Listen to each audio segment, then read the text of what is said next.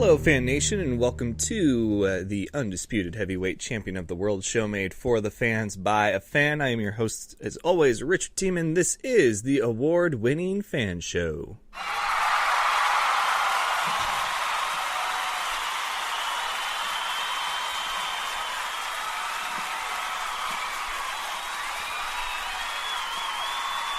That's right, everyone's a fan of something. We've got something for every fan, especially today. Happy Monday to you. It is our first brand spanking new content of the 2019 year. Of course, I appreciate those of you that have downloaded and listened along to our content from the College Gridiron Showcase, which was a fantastic event. We had some player spotlight, one-on-one interviews, which I thought went fantastic. And those were available as video interviews that you could watch, something different that we did while we were down there. And then we went and threw about 4 or 5 of those together at a time for player spotlight collections, and I've been releasing those since we got back for those of you that wanted to kind of play a little catch-up. But we do have brand new, regularly scheduled episodes of the Fan Show coming up this week. But I wanted to go ahead and wet your whistles, get you all caught up, and since it is Monday, it is Martin Luther King Day, I figured why not start things off giving you a little taste of what's to come with a Music Monday. So this is a Music Division special, and couldn't have asked for better guests to step up to the plate and knock it out of the park than the Horn Hooligans of Real Big Fish. They were on the show 2 years ago, missed them last year, unfortunately, but they were back in town, happy to be on the show again. Last time I talked to Johnny Christmas and Billy College, and this time it was Matt Appleton, a.k.a. Saxel Rose, and Billy once again. So we had a good conversation and wanted to go ahead and give you guys this Music Monday episode from the Fan Show Music Division. So here are the guys of Real Big Fish. Hope you enjoy. All right, Fan Nation, we are on location. You guys will be hearing this after the fact, but Real Big Fish are in town, and this is a Music Division special. Welcome back, guys. How are you? Thank you. Good. Thank you. Good. I'm with Billy Cottage and Saxel Rose, probably one of the best stage names that there is in the world of ska. Yeah. How do you come up with something like that? Do you just take Axl Rose and you're like, I play saxophone, so let's do... Well, I didn't come up with it, because you shouldn't come up with your own nickname. It was Aaron's idea. Oh. And he didn't, I didn't get a choice. I saw somebody on Twitter the other day as a faux Saxel Rose, just like with the Saxel Rose name. And I remember telling Matt that he should have took that Twitter name, and he still has it, and I think somebody else has it. And they also think that they're Saxel Rose, but they're not. Just want to clear the air. Just want to clear the air. I guess I should deal with that. I guess I should deal with it. Season desist. Just get a verified Twitter. Like, verified social media is all you need. And you're like, I'm real. I don't know how to do that. Yeah, neither do I. How do you do that? Billy, are you verified? I am. I got a guy. Oh, see, I need a guy. Shit. You know the guy. Who? Can't tell you. It's a secret. Don't say it out loud. Okay, you tell me after. So you guys back in Spokane. We love having you. It's kind of like clockwork routine, which I don't mind because I can kind of look at the calendar and be like, January, February, Real Big Fish is going to be here. I want to make sure I'm not gone. But that's right. Another tour that you guys were pretty well known for came to a close this last year, Warped Tour. How'd you guys feel about that? What was it like, I guess, is the better question, knowing that it's the last time you're going to step out on the Van stage? It was like every other Warped Tour, which was cool. It was what we expected. It ran smoothly as it always did. Mm-hmm. And a bunch of our friends were there, as they always are. They also just announced Warped Tour dates for this year coming up. So it wasn't like really the last one. What was the last full cross-country run? So That's they're doing, right. What, six shows or something? 6 shows or something. Okay. Hopefully guys... we'll get to do that, but we don't know. But yeah, the last one was awesome, and I feel like the attendance was extra good. I don't even just feel like that way. The attendance was extra good because everybody's like, shit, it's the last time.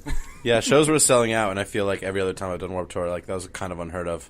It wasn't. You never were. It wasn't like, oh yeah, 4 days in a row sold out, and crazy big. Like I know Mountain View sold out, and like some other huge ones, which I, to my most recent knowledge, never happened. Yeah, I was going to try to be at the Mountain View one because that one had in my mind, the best lineup. I know that you guys are probably friends with a lot of bands, and so you're just like, well, they're all great lineups to us. But was there? And I don't remember who was on which one. I know people came and went, but I have no idea. No idea. My favorite ones were when Frank Turner showed up. I remember it was in the beginning, and I remember that Twisted was there because that was the first day we met Twisted. Our buses were parked next to each other, and they were That was a special day. smoking weed outside the bus. That was the day we got down with the clown. We got down, Down with the clown. All right. yeah. We were homies ever since.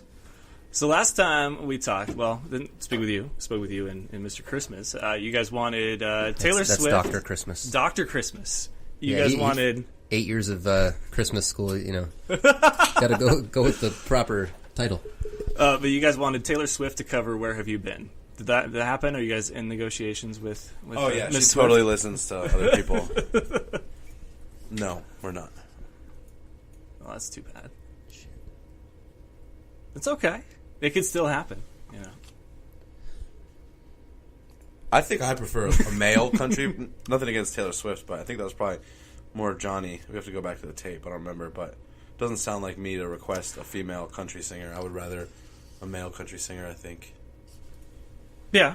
It was Johnny. Who's that dude with the rad horn section that Derek and John went to high school with the trumpet player? He'd be a good one. What's that guy's name?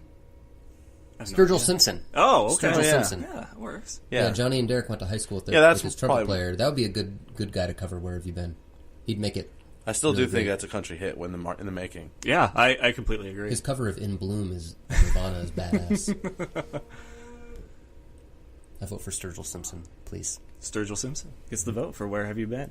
So you guys, you're on your tour, and it's the Life Sucks, Let's Dance tour. But you guys have never done, like, a reunion tour. I mean, you did the 10th anniversary tour for a couple of albums, but you see a lot of bands, they'll try to play into the nostalgia, be like, we're coming back for the 10-year anniversary of this album, and then you don't hear from them for a while. But you guys just keep doing it. I mean, what's the secret to that? Well, this fall could have been the 20th anniversary of Why Do They Rock So Hard? That's true. And we did Very address true. it in the shows. I think it was because we did that 2 years before that. We did Turn the Radio off, and we played that album through like everywhere. And I think if we did the next year, or at least I think Aaron thought that maybe if we did the next year, doing the same thing with Why Do They Rock So Hard, it would just seem like we were trying to do that too much. Kind of being like, oh yeah, this year throwback this nostalgia tour. Next year, like I feel like there's enough Real Big Fish albums where every fucking year. I was going to say every year. Yeah, so I think every year could be a 10th so. Like anniversary. we at this did one, point. like was that 2 years ago, 3 years ago? When was Turn the Radio Off tour with Anti-Flag? We did, that's with Anti-Flag. They played Die for Your Government. We played 17. Right? Yeah, 2017? either way. So we're taking full advantage of the nostalgia. Right, because in another year, We made in t-shirts. another 2 years, we can do the Cheer Up 20th anniversary, and then also in 2 years is the band's 30th anniversary. I think. Yeesh. So the big Never question would ends. be is that I don't feel like you guys have needed to play into nostalgia. I mean, sure, you can have anniversaries and celebrate that like on the tour, but you don't have to have a tour specifically for it. What do you guys feel that you do different that keeps things fresh with Real Big Fish year in and year out? We don't stop playing shows. I noticed that. I noticed Right, that. We put out new music pretty frequently. Yeah. Even if frequently it's enough. every 5 years, when that's enough. But yeah, we can't. I mean, we play 200 shows a year. We aren't just nostalgia because we're continuously doing it, right? It's not like people haven't seen us for years and years, and then we tour again, and it's like, whoa, Real Big Fish is playing. Now we're always playing. I mean, you guys you're not an arena act, and there's nothing wrong with that. You guys play the nice, intimate, venues and sets, and you guys have fun. And I feel like for some bands, that's like harder to do the longer that you go on, but you guys have figured it out. So props on that one. We like each other. Well, I mean, that helps, Yeah. I saw Bassketball the other day. It's on Netflix. I did too. Right, it just popped up on Netflix, right? Yeah, Yeah, my and- brother was telling me. And the band looked a little different in that movie, but Can't even tell. it brought a good question in my mind. You see a lot of bands in their early years, they'll do cameos like that in movies. The Offspring was in like Idle Hands, I think. Blink-182 was in American Pie. But what's another kind of odd one-off thing that you guys have done, either as musicians or as a band like that? Good question. I punch a guy in the face in an Atreyu video, Are you serious? Mm-hmm. Wow. Which Atreyu video was that? falling down. It's a night fight scene in the rain, and I punch a dude in the face, and it looks awesome. Sweet. So there's my thing. There's the bar. You got to try to top that now. I don't think I have anything. I've never done anything cool. All right, we'll just leave it with Matt did a cool thing, and Billy has never done anything cool. That's what I'm saying. It's the saxophone, right? Like you always get the cool gigs. That wasn't even a real big fish thing. Atreyu? Atreyu, yeah. Nothing to do with us. Well, he said real big fish or otherwise. Yeah. I think he said. Yeah, right? Didn't you say that? Real big fish or otherwise. Because you guys have gigs outside the band that you do. That's for sure. That's right. You guys, Mostly me and Matt, we're always together. I think you teach lessons, right? Hell no. No? Ed, our drummer, does. teaches lessons. Oh, Ed, don't okay. you teach lessons? I do, yes. He teaches lessons. San Diego, if you need a good drum teacher, it's your man. But yeah, no, I don't teach anybody. You guys producing albums, editing, recording, stuff like that? We play horns on a lot of people's records. We just recently have some stuff out with a band called I Don't Know How, But They Found Me. What's other stuff we've done? I just did a song for Emma Rosa, one of their new singles. Ivy Levon, we just did some stuff for her. What else have we done lately on horns? Oh, the 2 Mowgli's. years ago. We just did stuff for a new we Mowgli's record that's coming out in a little bit. Pepper. Tunnel Vision. Who else? Oh, Zebrahead. Oh, yeah. The new Zebrahead record that comes Really? out in March. We play horns on one of those songs. Hey, there you go. Get the new Zebrahead album. And what's it called? The Fever Song. Oh, duh! Yeah, me and Billy just played trombone on a song called "Made in America" by a band called the Fever 333, and the song was nominated for a Grammy for Rock Performance of the Year, Wow. Best Rock Performance. So me and Billy are up for a Grammy this year. It's true. Congratulations, Billy. Congratulations, Matt. Billy looks so unenthused about it. Well, it has been a month. I always get weird talking about, like, yeah, did you hear? We just got nominated for a Grammy, and we played on this, and we did that. I don't know. It Like, would it's be so hard weird to talking talk. about myself Yeah. sometimes. It's like, No, I get it. It's okay because this is the only time it's ever going to happen. right, exactly. Well, that's the thing too. I understand too. It's like, oh, this is the whole point of this is to talk about it, but it's like, Yeah, you won't have in 40 years you'd be like, yeah. remember that one time I for another Grammy? Yeah, So. this is a fluke. You're probably right. Well, when it comes to ska, it's I love the genre myself, but I know that it's not getting radio play 24/7, at least not in the Spokane area. Could in other places. But is there a band out there that's a favorite of yours right now, still kind of leading the charge? Because I know I've really warmed up to the Interrupters, which still isn't technically ska, but it's kind of that that punk rockish back in the day. I would definitely say it's ska though too. Yeah. Yeah, I mean they're the only band that's been on the radio in the past 20 years from the genre. So Yeah, it's hard to think of any other example. I have no other examples. It's cool that people like them so much. That's really great. Yeah, I mean they were the On the Verge artist for iHeartRadio, and I thought that was fantastic because I was listening to the song and I was just like, if this isn't huge, I'm going to be so disappointed in the world today as far as their musical taste. Well, and like the She's Kerosene song that was fantastic. That is a ska song. And they were produced by Tim Armstrong. Good to know that he's still got his hands in the music scene as well. So there's still us out there pulling for you guys. But in the meantime, I imagine that Real Big Fish's plan is just to keep having fun. Yeah, we're fine. Yeah, exactly. I didn't get a chance to ask you guys last time, so the last question I'll ask you today. I love a good origin story. Do you guys know where Real Big Fish came from? Yes. Where? Imagine if we did it. I wonder sometimes because there's been enough members where it might have been like, yeah, I'm in Real Big Fish. Oh, where'd that come from? I actually don't know. So back in the day before Aaron was the lead singer, when he was just the guitar player guy, the band put the band's first cassette tape that they put out and sold at shows. Okay, well, slowing down here, let me start this over again. The first name for Real Big Fish was the Fisher Kings, after that Robin Williams movie from the early 90s of the same name. And the first tape that the band recorded and sold at shows was called The Fisher Kings Real Big Fish. Okay, Fisher King's Real Big Fish. Right. And then fans started calling it the Real Big Fish tape. And everybody would just refer to the Real Big Fish tape. and people stopped talking about the Fisher Kings, and then the band was like, well, I guess our name's Real Big Fish now.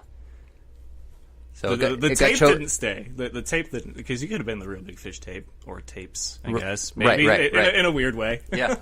So that's how it happened. It was chosen for us. Chosen for you, just like nicknames, stage names, and those seem to always be the best names. Right? Yeah. Never choose your own nickname. I'll have one. Exactly. Because you can't choose your own. And Somebody's got to give Billy one, though.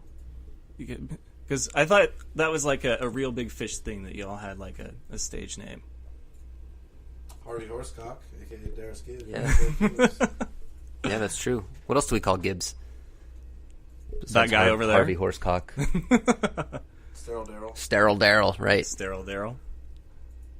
All things that nobody wants to hear. Ed doesn't have any nicknames. His name is a nickname. Not really, though. Well, right. No, it isn't, yeah. It's his real name. Smokey, he put that legally in his name. That works. And that was his nickname, right? Hard to say. I don't know, man. Aaron doesn't have a nickname. The only person with a nickname is Johnny Christmas and this fucking guy. Holy shit. So technically only 2 out of 6. Wow. 2 out of 6. I didn't even realize that. I thought even like, the not nicknamey sounding nicknames were nicknames. No, Ed Smokey Beach's real name is Ed Smokey Beach. Wow. Okay. You learn something new every day. The more you know. And Yeah. nobody calls him Harvey Horsecock on stage. That's just us for fun. Yeah. For fun. Behind the scenes. Behind the scenes. What else is there besides Sterile Daryl and... Nah. There's other good ones. We'll get you next time. All right, guys. Well, hey, I certainly look forward to next time. This has been a fun sort of annual thing. I think I missed you guys last year. I was out of town, but like I said, I always try to be in town for a Real Big Fish show because they are one of the most fun you'll ever have. We were at the Knitting Factory Concert House. Sax LaRose, a pleasure. Billy Cottage, a pleasure. Nice. You guys have a great show tonight. I will see you and enjoy. And we always love having you in Spokane. Thank you very much.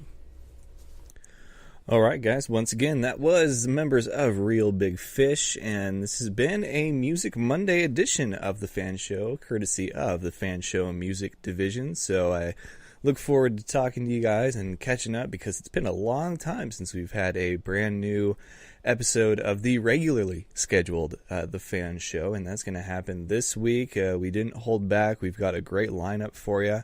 The tour is being scheduled right now, but we'll talk more about that on the regular program. But for the music fans out there, for the ska enthusiasts, for the skankers are us. This one was for you guys, so I hope you enjoyed it, and we'll talk again real soon. So this was once again Music Division, Music Monday of the Fan Show. I'm Richard Tiemann. You guys have a great rest of your night.